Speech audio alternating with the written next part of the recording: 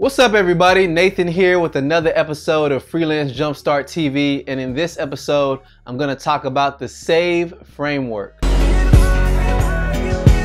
In my last video I talked about the 4 P's of marketing, the fact that if you want to start a marketing plan you need 4 principles or 4 pillars to build that marketing plan off of.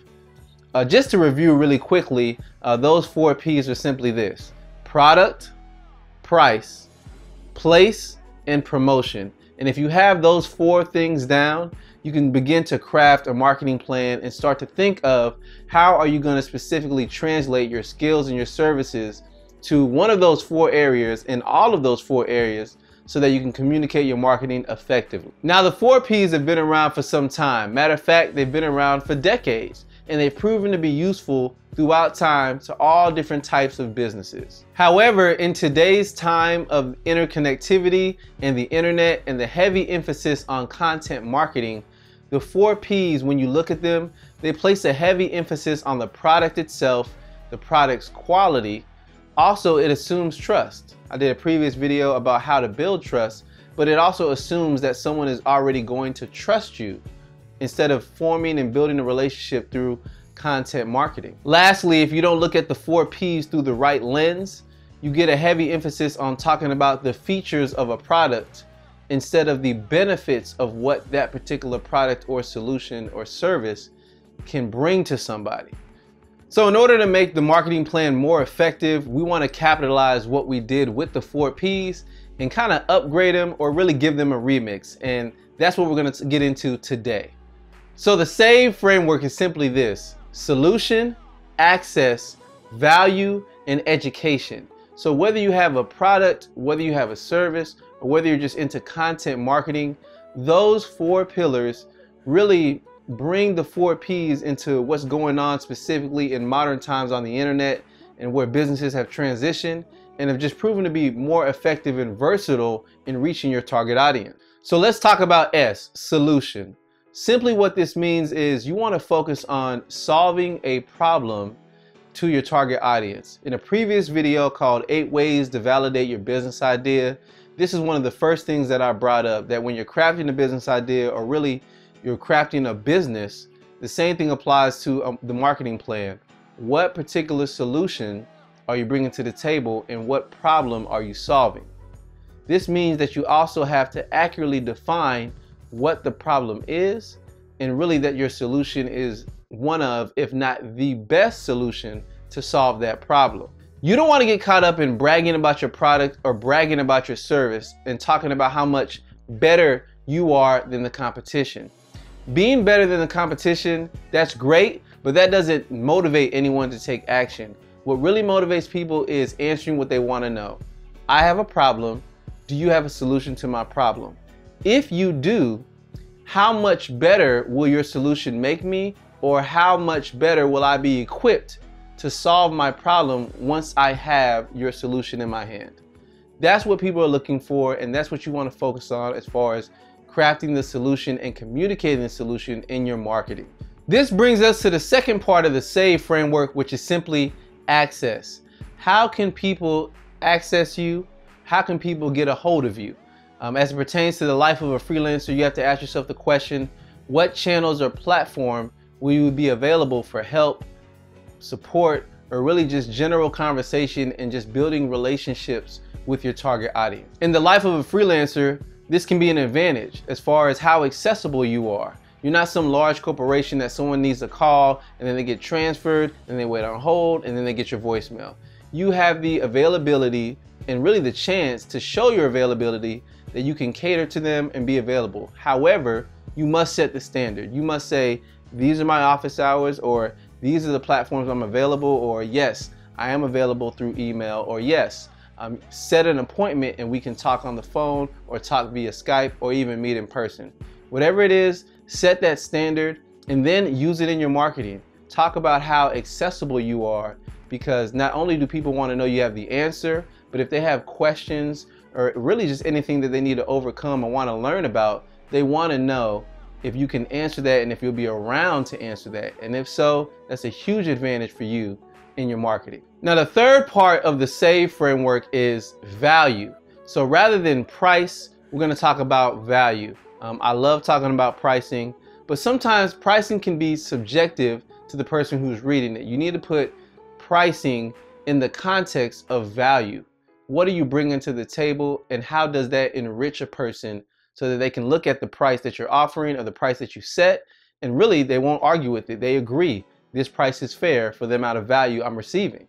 You never want to get into a pricing war. Sure, you can look at your competitors and see what they're charging and try to be competitive, but you don't want to get into a pricing war. You want to get into a value war.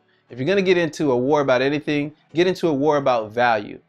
Pricing is simply a reflection of brand perception and value. As I mentioned in another video, I made a website for someone and I charged $2,000. My competition made a website for somebody, the same type of website, and they charged $10,000. What was the difference? It was the same amount of value being brought to the table. The only difference was perception. So when it comes to setting prices, don't even focus on what the price is or trying to match somebody or argue with someone who says your prices are too low, your prices are too high, whatever it may be. Simply put, focus on value. If you are getting pushback from people about pricing, it may be the wrong target audience, but also it could be you're not clearly articulating the benefits of your service and your skills.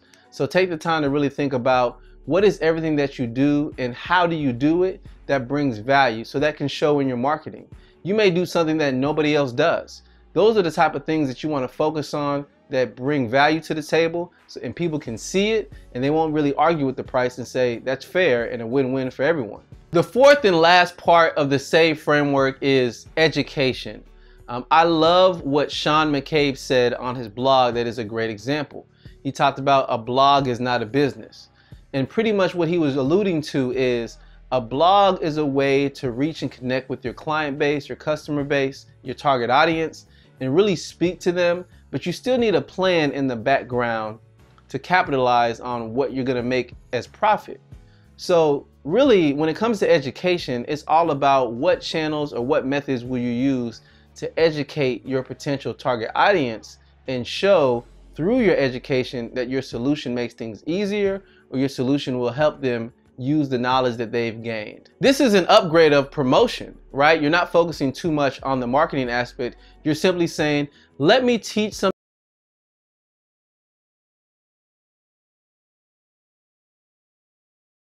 service so that they can cash in on that equity for what I have to offer. So focus on that. Focus on genuinely helping people and genuinely teaching something that will make someone better. So you may be thinking, what do you teach about? Well, teach about the common questions surrounding the specific area you're targeting. So whatever the subject matter it is that you're targeting, focus on that. If you're a photographer, take the time to talk about what makes a good photo, what makes a good photo shoot, what makes a good photographer, what about lighting, how do you decide on your lenses, what about equipment, what about different techniques.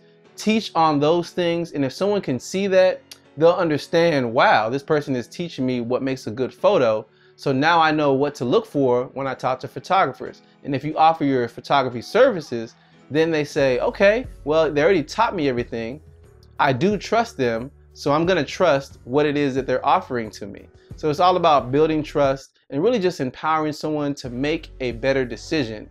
Now the question goes without saying, hopefully what your service is or what you're offering, hopefully that thing is actually good, right? If you're doing something, it has to be a good product, and hopefully you believe in the quality of it. But if you're teaching someone, it should be a no-brainer that what you have to offer is really the best decision. So simply put, that's the S.A.V.E framework: solution, access, value, and education. That's the remix or the upgrade of the 4 Ps. So everything that we've talked about over the last couple of weeks, we talked about trust, we talked about perception, we talked about the 4 Ps, we talked about the S.A.V.E framework today. All these things were centered around marketing, and I guarantee you, if you go through step by step and really outline all the things that were mentioned, you will specifically have your marketing plan as a freelancer, and you'll be way better equipped than some corporations out there to reach your target audience. So take the time, look back at those videos if you need to. As always, there's show notes for this particular episode. You can check it out on the link right here. You can go directly there, see the notes for this particular episode, and really just get a deeper understanding of the S.A.V.E framework and how it can be advantageous to you as a freelancer or as an entrepreneur or just a creative. As always, thank you for watching this video and checking this out. I greatly appreciate it because I know time is valuable, and the fact that you spent some time with me to watch what I have to say, I greatly do appreciate that. As I mentioned, the last couple of videos have been about marketing. We're getting into the beginning of 2016, so I'm going to cover a few topics, but right after that, we're going to get into pricing. How do you price as a freelancer? How do you raise your price? How do you adjust it?